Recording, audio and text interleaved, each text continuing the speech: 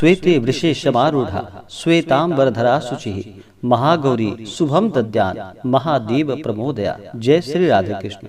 आप सभी का हमारे YouTube चैनल पे बहुत बहुत स्वागत है। आइए आज सुनते हैं नवरात्रि अष्टमी तिथि के दिन महागौरी माता की कथा। नवरात्रि के 8वें दिन माता नव दुर्गा देवी के 8वें स्वरूप माता महागौरी का पूजन किया जाता है। जो भी भक्त सच्ची श्रद्धा के साथ नियम और निष्ठा के साथ अष्टमी तिथि के दिन माता महागौरी का पूजन करते हैं, अष्टमी तिथि का व्रत रखते हैं, कथा श्रवण करते हैं, नवरात्रि का व्रत करते हैं, माता की कृपा से उनके सभी दुख और कष्ट दूर हो जाते हैं तथा सुख और समृद्धि की प्राप्ति होती है। माता महागौरी अपने भक्तों की सदैव रक्षा करने वाली है। जो भी बुरे कर्म करने वाले हैं उन्हें दंड देते हैं और माता जो भी अच्छे कर्म करने वाले हैं माता उनकी सदैव रक्षा करती है और अंत में मोक्ष को प्रदान कर पूर्व जन्म के भय को भी दूर कर देती है। नवरात्रि के व्रत में माता दुर्गा के 9 स्वरूपों का 9 दिनों तक पूजन किया जाता है। इससे माता दुर्गा प्रसन्न होकर के अपने भक्तों को मनोवांछित फलों को प्रदान करती है। खास करके नवरात्रि के अष्टमी तिथि के दिन इस दिन का बड़ा ही विशेष महत्व माना गया है। नवरात्रि में व्रत नहीं करते हैं वो अष्टमी तिथि के दिन उपवास रह करके इस दिन माता महागौरी का पूजन करते हैं। और जो भी नवरात्रि का व्रत करने वाले हैं वे 9 दिनों तक माता का पूजन करते हैं, हवन आदि का कार्य करते हैं 9वीं तिथि के दिन और फिर 10वीं तिथि को जाकर के फिर व्रत का पारण करते हैं। लेकिन जो अष्टमी का केवल व्रत करने वाले हैं वो दिन भर उपवास रहते हुए इस दिन विशेष प्रकार से संध्या के समय में माता महागौरी का पूजन करते हैं, अर्चन करते हैं और रात्रि में एक समय फलाहार या मीठा भोजन ग्रहण करते हैं। वो अपने श्रद्धा और सामर्थ्य के अनुसार आप कर सकते हैं। बहुत से जगहों पर अष्टमी तिथि के दिन कुमारी कन्याओं का पूजन किया जाता है और बहुत से जगहों पर 9वीं तिथि के दिन कुमारी कन्याओं का पूजन किया जाता है। जो भी कुमारी कन्याओं का पूजन करते हैं उन्हें ध्यान देना चाहिए कि कुमारी कन्याओं का आयु 10 वर्ष से नीचे होनी चाहिए और 2 वर्ष से ऊपर।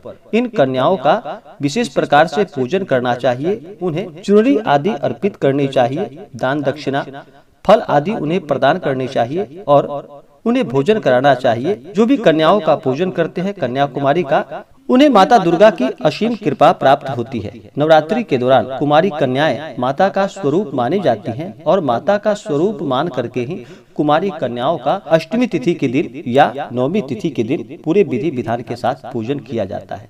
अष्टमी तिथि के दिन माता महागौरी को प्रसन्न करने के लिए इस दिन चाहिए कि सुबह ब्रह्म मुहूर्त में उठ करके नित्य क्रियाओं से निवृत्त हो करके इस दिन गंगा नदी में स्नान करना चाहिए या घर के नहाने के पानी में ही थोड़ा सा गंगा जल मिला करके स्नान करना चाहिए। शुद्ध वस्त्र धारण कर लेना चाहिए। उसके बाद केवल जो अष्टमी तिथि का व्रत करने वाले हैं उन्हें अष्टमी व्रत का संकल्प लेना चाहिए और दिन भर उपवास रहते हुए माता जगदम्बा का सुबह और विशेष प्रकार से शाम के समय में पूजन करना चाहिए। इससे अनंत गुना पुण्य फलों की प्राप्ति होती है और माता अपने भक्तों को मनोवांछित फलों को प्रदान करती है। नवरात्रि का जो प्रत्येक दिन व्रत करने वाले हैं और जो पहले दिन से ही व्रत करते आ रहे हैं 9 दिनों तक जो व्रत करने वाले हैं वो तो पहले से ही माता की प्रतिमा को स्थापित करके रखते हैं और माता का 9 दिनों तक पूजन करते हैं।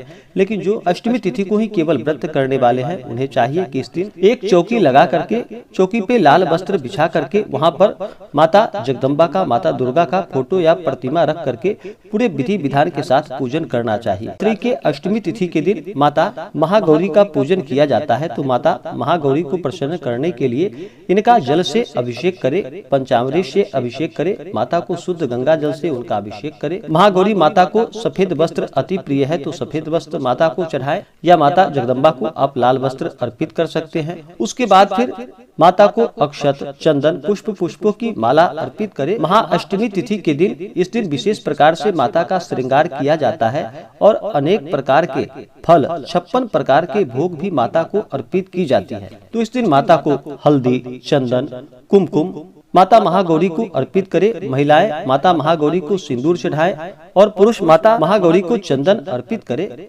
उसके बाद फिर माता को धूप दिखाए, वहाँ पे एक दीपक जलाए, माता को दीपक दिखाएं।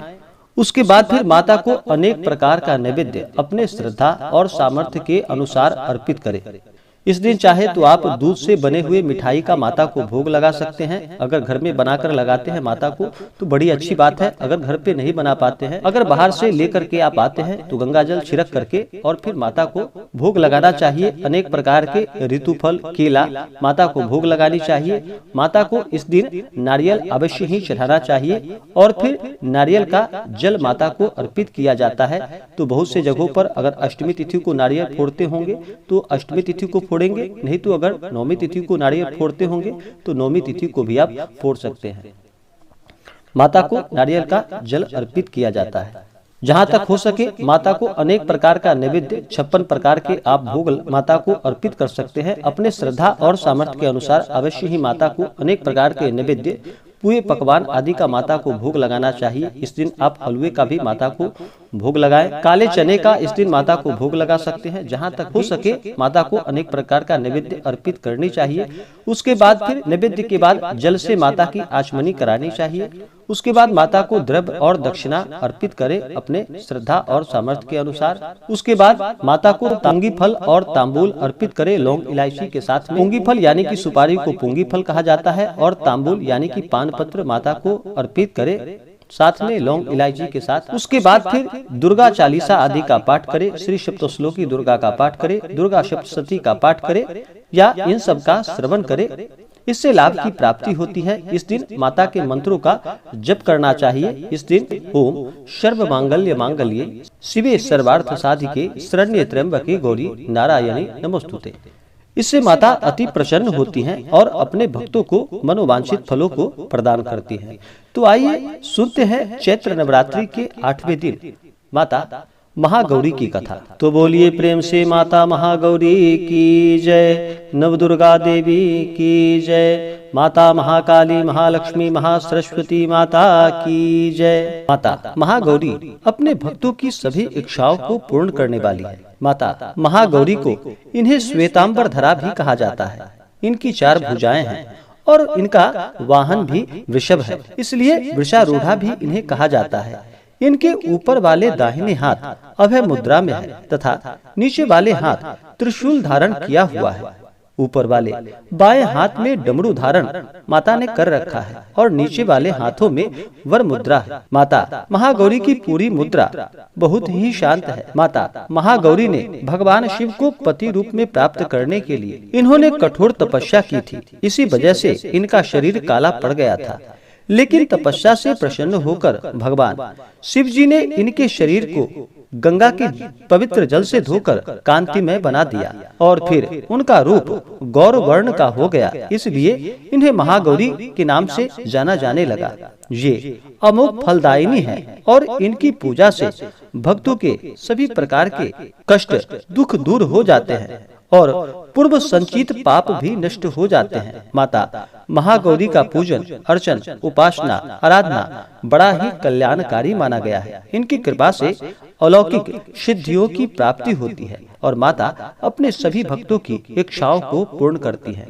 तो बोलिए प्रेम से माता महागौरी की जय। इसी प्रकार से जो भी सच्ची श्रद्धा के साथ माता महागौरी का पूजन करते हैं, व्रत को रखते हैं, कथा श्रवण करते हैं, दुर्गा चालीसा सप्तश्लोकी दुर्गा का पाठ करते हैं, माता इससे अति प्रसन्न होती है और अपने भक्तों को मनोवांछित फलों को प्रदान करती है। चैत्र नवरात्रि के दौरान जो भी जातक व्रत करते हैं, व्रत के दौरान नियमों का पालन करना चाहिए। इन 9 दिनों के दौरान शुद्ध और सात्विकता का पालन करना चाहिए। इन दिनों ब्रह्मचर्य का पालन करना चाहिए।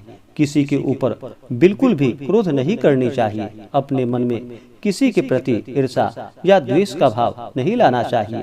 अपने से बड़ों का सदा ही आदर और सम्मान करना चाहिए। महिलाओं का सदा ही सम्मान करना चाहिए। उनका कभी भी अपमान नहीं करना चाहिए। जहाँ तक हो सके धर्म का कार्य, दान पुण्यों का कार्य करना चाहिए। गरीबों को भोजन करानी चाहिए। ब्राह्मणों को भोजन कराना चाहिए। कन्या कुमारी का पूजन करना चाहिए। इससे माता अति प्रसन्न होती है और अपने भक्तों को मनोवांछित फलों को प्रदान करती है। इसी प्रकार से जो भी सच्ची श्रद्धा के साथ नियम और निष्ठा के साथ रात्रि का व्रत करते हैं, कथा श्रवण करते हैं, माता उनके सभी इच्छाओं को पूर्ण करती है। तो बोलिए प्रेम से दुर्गा माता की जय। तो आशा करता हूँ कि यह जानकारी आपको अच्छा लगा हो। ऐसे ही ज्ञानवर्धक जानकारियाँ प्राप्त करने के लिए हमारे इस चैनल को लाल बटन दबा करके सब्सक्राइब करें, साथ में बेल आइकन घंटी दबाएं ताकि मेरे वीडियो का नोटिफिकेशन आपके पास सबसे पहले पहुंचे। वीडियो को लाइक और अपने मित्रों तथा दोस्तों के साथ शेयर करें। सुखी रहें और स्वस्थ रहें। जय श्री राधे कृष्ण। धन्यवाद।